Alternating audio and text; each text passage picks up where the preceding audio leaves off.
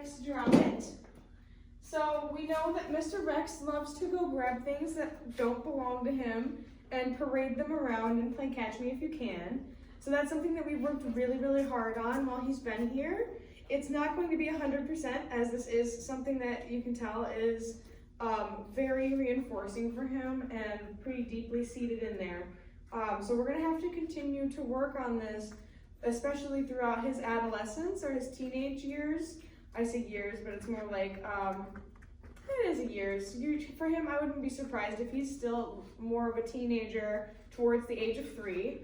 But anyways, so we're gonna need to work really hard on this continuously to keep the behavior up and keep that as reflexive as we want it.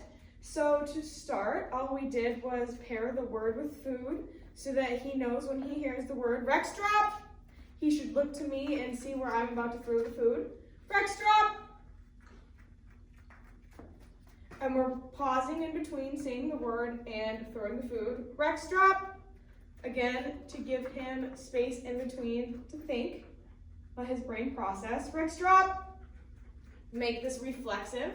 And I want to make sure I'm doing nothing with my body before or during saying the word. Rex drop!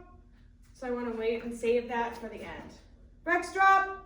Just so that I don't accidentally start cueing him with my body of what I'm going to do. So that's how we pair the word with food to make it more of a reflex. And now I'm going to give him something. This is appropriate for him to have. I want to start with something like this that's not super, super high value so that he doesn't just pick it up and really not want to give it up. And I want to work on building this relationship with the things that I don't want him to have before I start asking him to do this with things that are higher value. So like, I've noticed he really likes like fabric, blankets, he likes pens a lot, stuff like that, that's not super safe for him to have. So until this behavior is super strong, I want to avoid using those in training. However, if he does manage to get something that isn't super safe for him to have, instead of chasing him around, I would do a massive food scatter with some really, really good stuff. So if you have deli meat, Rex drop, or rotisserie chicken, or tuna, mackerel, anything like that, that's when I would pull out the big guns. But for now, to practice, and so we can build the skill up and make it more fluent, we want to start with lower value items. So here is a bone. I'm going to let him pick it up. Oh, you do not want it? And he says, no, I don't care about this enough. Okay, so we'll pick something else. It's a little bit higher value. So I want him to care about it a little bit, but I just don't want him to care about it too much so that he doesn't want to give it up at all. So this one has some marrow in it. Rex drop!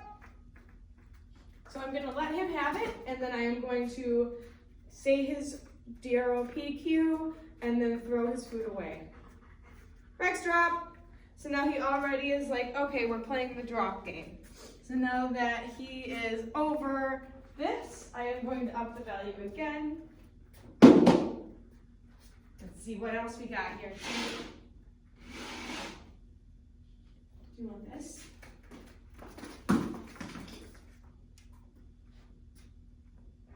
Rex drop! Rex drop!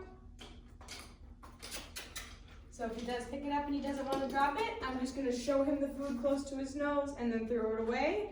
And I'm going to back off and let him go at it again. Rex drop to set me up for another repetition. So again, I'm backing off. He can go get it again. Eventually what you'll find is he will not really care about the item anymore and he'll be more waiting for you to throw the food. That's your cue to raise the value of the item again or just to move it around and make it interesting. Rex drop! So he does seem to really like hard plastic items, and that's something that you might want to practice with, stuff like this. This is just like a seatbelt cutter.